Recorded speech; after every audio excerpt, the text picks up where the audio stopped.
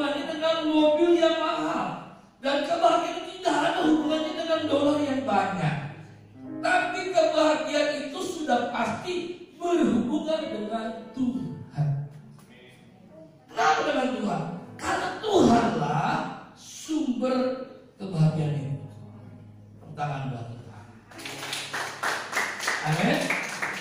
Nah, jadi Tuhan itu sumber kebahagiaan kita. Katakan 2, 3, Tuhan adalah sumber kebahagiaan hidup saya. Sebut nama Anda. Tuhan adalah sumber kehidupan Bapa. Kok namanya Bapa semua? Nah, malam ini Bapak Ibu ada 2. Bagaimana caranya kita hidup bahagia? Sebenarnya banyak Bapak Ibu. Tapi malam ini kita mau belajar hanya 2 saja. Ya. Nah, yang pertama dikatakan apa? Berbahagialah orang yang apa? Bapak Ibu, hidupnya takut akan Tuhan. Katakan 2, 3. Takut akan Tuhan. Jadi orang yang berbahagia adalah orang yang hidup takut akan Tuhan. Orang yang berbahagia bukan orang Kristen. Orang yang berbahagia bukan orang yang aktif di gereja. Orang yang berbahagia bukan pendeta. Salah. Orang yang berbahagia adalah orang yang takut akan Tuhan. Halo. Karena pendeta pun banyak yang takut Tuhan. Pelayan-pelayan juga banyak yang tidak takut akan Tuhan.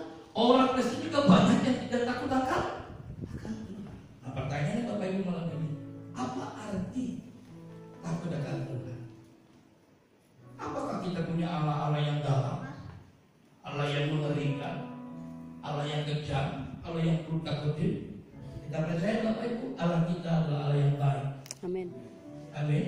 Dia Bapa yang mengasihi kita, Dia Bapa yang menerima kita apa adanya. Amin. Amin. Loh, kalau gitu apa artinya Bapak Ibu?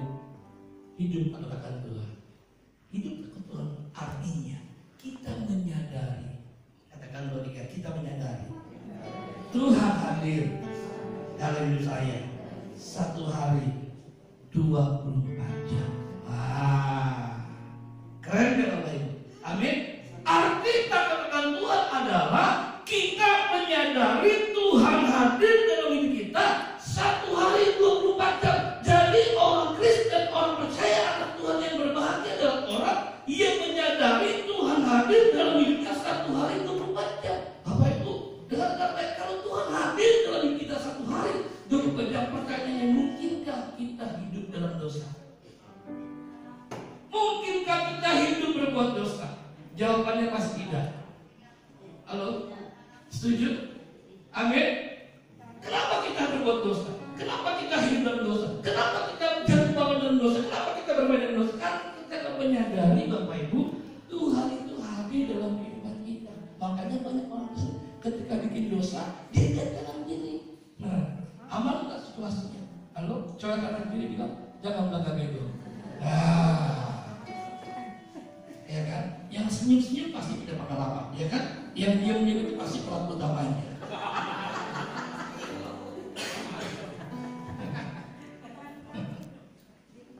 Mari Bapak Ibu kita memiliki hati takut akan Tuhan.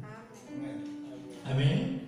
Ini orang yang berbahagia dalam hidup ini, saya kembali katakan, bukan hartanya banyak, bukan mobilnya mahal, dolarnya banyak. Saya banyak melayani orang-orang kaya Bapak Ibu, yang hartanya melimpah, yang uangnya saking banyaknya sampai tidak ada serinya Bapak Ibu. Uang nggak ada seri, berarti uang palsu Bapak Ibu. Saking kayanya. Jadi orang yang berbahagia adalah orang yang takut akan Tuhan. Orang yang menyadari Tuhan hadir dalam hidupnya 1 hari 24 jam. Nah, Bapak Ibu sebentar kita akan mendengar kesaksian.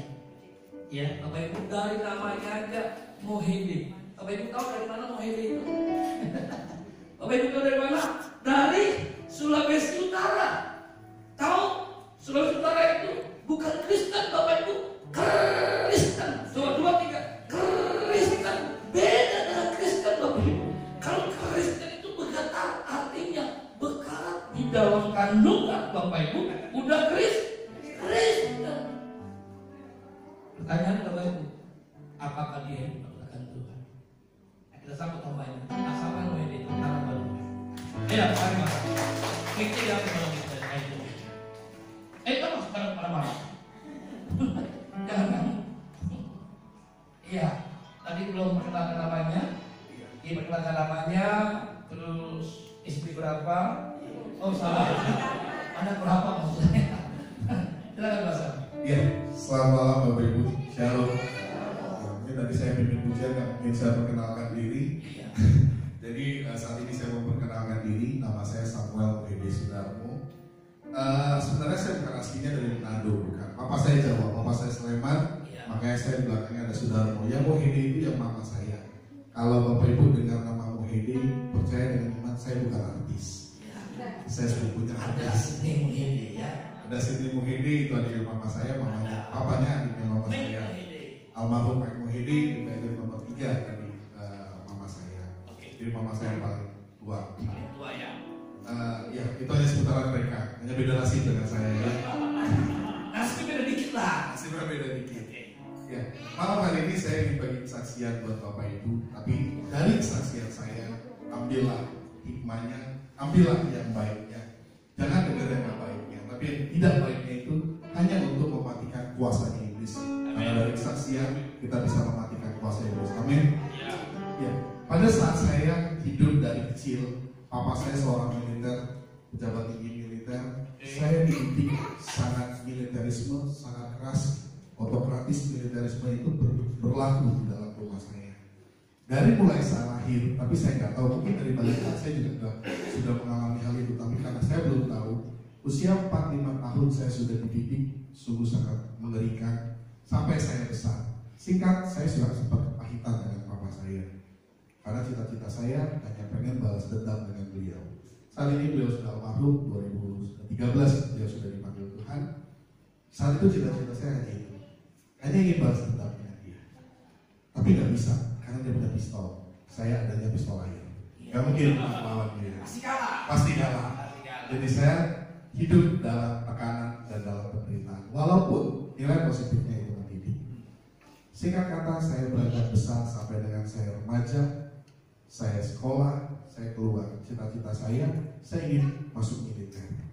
Saya ikut tes akabri, saya sendiri dengan gagahnya saya lari ke rumah tante saya di Jakarta Utara, saya tes dari Jogja dan saya lulus. Saya pikir ikut tes akabri itu tanpa tanda tangan orang tua. Sudah sampai di Magelang, sudah sampai di Pak Tohir, saya harus pulang. Kenapa? Karena minta tanda tangan orang tua. Saat itu saya sudah dicatat nomor taruna di Magelang. Begitu kita pulang, saya lari dari Jakarta. Saat itu tahun 95 saya sampai